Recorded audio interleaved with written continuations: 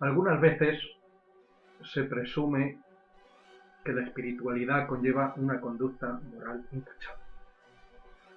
Y esto no solamente es cierto, sino que es completamente real. Completamente verídico, como dirían en las tierras del sur de España. El problema es cuando confundimos el término moralidad con términos como la desnudez o las prácticas sexuales. Es decir, las prácticas sexuales y la desnudez nada tienen que ver con la moralidad. La moralidad, cuando hablamos de moralidad, estamos hablando de honestidad, estamos hablando de honradez, esencialmente estamos hablando de ser buenas personas, ¿eh? Personas que no son dañinas para los demás, ni para sí mismo tampoco. Con esto yo lo que quería decir es que desde el principio de los tiempos, desde que se comienzan a fundar las primeras religiones, hay un afán tremendo por parte de los poderes de que el ser humano no haga una función del sexo, no haga del sexo un acto de libertad. Y eso es muy importante, porque el sexo, el cuerpo, en definitiva, es una fuente para sacar todas las tensiones, para eliminarlas. Y a los poderes les interesa que esas tensiones queden latentes, queden impregnadas, porque eso crea además ese ambiente necesario para que las personas podamos hacerlas creer que son culpables. Muchas veces no se sabe culpable de qué, pero bueno, culpables de cualquier cosa. Culpables por el pecado original, por haber pecado. Y bueno, pues yo no me acuerdo de eso, pero ¿qué pecado fue aquel? De comer la manzana, muchas veces se implica con el acto sexual sin ningún motivo, ni por los libros oficiales de las iglesias ni por los apócrifos, pero es igual, es decir, se relaciona. Tú cuando oyes hablar, de hecho, ¿dónde está la manzana? En la Biblia no aparece nunca una manzana por ningún sitio. Bueno, quizás sea por esa forma tan redondita que pudiera plasmar o representar una porción de la anatomía humana y que está muy involucrada con el sexo. Bueno, yo quiero decir eso. Dice, bueno, este señor es un inmoral pues porque es nudista, va por la calle desnudo, o es inmoral porque es un libre pensador en lo sexual y entonces, pues, no sé, parece ser que hay una fuerza muy poderosa dentro de los poderes establecidos de que todo sea a través de lo reglado por ellos. Es decir, hay un matrimonio, se casan un hombre y una mujer y ahí pueden hacer sus relaciones de una manera controlada, evidentemente, pero en favor de esa iglesia, de esa religión, a que sea, porque ya os digo que no estamos hablando de una religión o de una iglesia en concreto, sino estamos hablando. Ya sé que es pronto, ya sé que la humanidad no está todavía preparada pues para decir, bueno, pues venga, ala, venga, todos hacer lo que nos dé la gana, siempre y cuando no afectemos a los demás y no hagamos daño a los demás. Es una cosa muy revolucionaria, ¿verdad? Y por esto todavía seguramente nos cortarían el garnate en alguna parte del mundo. Pero yo sí quiero hacerlo ver, que ese es mi pensamiento. Y por sus obras los conoceréis. Yo, mi forma de ser es como es, pero no admito de que mis prácticas sexuales o mi apetencia de ir destapado completamente sea catalogado como inmoral. Inmoral es el juzgar a los demás. Tú, si estás juzgando este tipo de cosas, eres un auténtico inmoral. Bueno, vamos a ver, hoy creo que va a ser cortito. Voy a hablar de cara a aquellas personas, aquellos amigos que andáis buscando una escuela espiritual. Luego lo hemos titulado este ensayo o este artículo o esta charla en busca de nuestra escuela espiritual. Y la cuestión es que ocasionalmente en este lugar dedicado a la iluminación colocamos cosas de terceros que nos parecen muy interesantes, cosa que no se da en las charlas, solamente en los blogs, ¿de acuerdo? Las charlas son auténticamente mías, o por lo menos inspiradas por Dios, o por mi maestro interno, pero que a veces no compartimos en su totalidad, ¿eh? Es decir, compartimos cosas de terceros que nos parecen muy interesantes, pero que a veces no compartimos en su totalidad. Pareciera que lo políticamente correcto en esto de la búsqueda de la luz y de la verdad es quedarse en la primera escuela que encontremos. Yo, al contrario que la mayoría, nunca he compartido esa opinión, pero además estoy convencido de todo lo contrario, cuanta más experiencia y tiempo de vida tengo en este mundo. A veces, la piedra de construcción, nosotros, es colocada en su lugar marcada por el maestro cantero, nuestro espíritu, pero a veces hay que hacer varios intentos o correcciones hasta que la piedra encaja en su lugar correcto. A los que nos hemos tirado toda la vida, más de media vida, buscando aquí y allá donde poder acomodarnos de forma plena, nos llaman culillos de mal asiento, pero quizá no se entienda que en nuestro interior bulle una divina inquietud que nos impele a movernos de acá para allá hasta encontrar nuestra auténtica ubicación. En otras ocasiones, es cierto, aunque las menos, llegamos a una escuela que nos llena plenamente, tanto por doctrina como por afinidad con los alumnos que la habitan. El verdadero problema de las escuelas de misterios dogmáticas es que solo sirven al 100% mientras son conducidas por sus fundadores y en una generación muy concreta. La historia nos demuestra que con el transcurrir del tiempo cronológico, el apostolado y la doctrina terminan degradándose hasta convertirse en inoperante primero para llegar a su plena extinción después.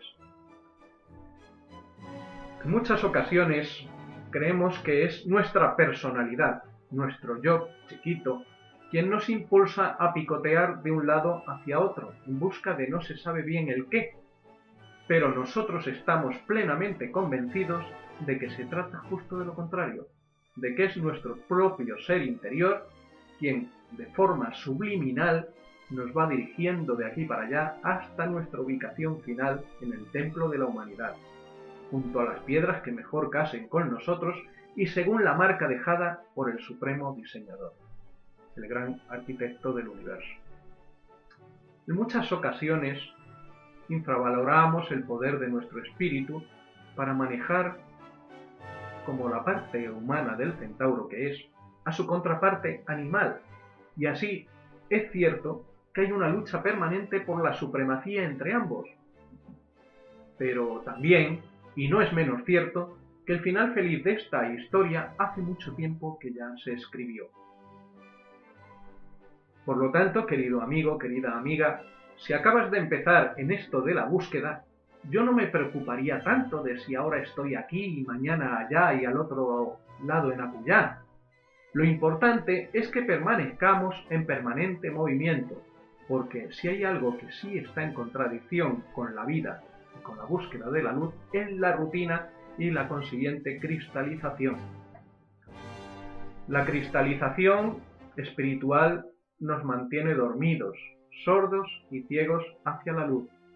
Forma como una especie de costra que impide que la fuerza electromagnética del mundo original, esos neutrinos de los que hemos hablado en muchas ocasiones, y conocida por los gnósticos como metanoia, pueda penetrar en nuestro interior y despertar al verdadero Señor de nuestras vidas. Y por último, para terminar, también quisiéramos indicar que lo importante de la búsqueda es la búsqueda en sí mismo. Es el camino más que el caminar. De forma independiente de que podamos o no conseguir lo que quiera que sea que intentemos encontrar, y que hemos venido a denominar como luz o verdad, dado que esa búsqueda es lo que nos mantiene activos espiritualmente, impidiendo esa tan nefasta cristalización de la que venimos hablando, dado que el camino es una búsqueda de uno mismo, la búsqueda de nuestro ser espiritual interior, de nuestro maestro interior, de nuestro verdadero ser. A veces, y solo a veces, quizá nuestro camino deba seguir la senda del solitario ermitaño. He dicho, salve Minerva. Bien, dicho esto, ya nos queda poco más para llegar al tercer grado, que lo haremos en la lección número 30. Y luego continuaremos con más cosas.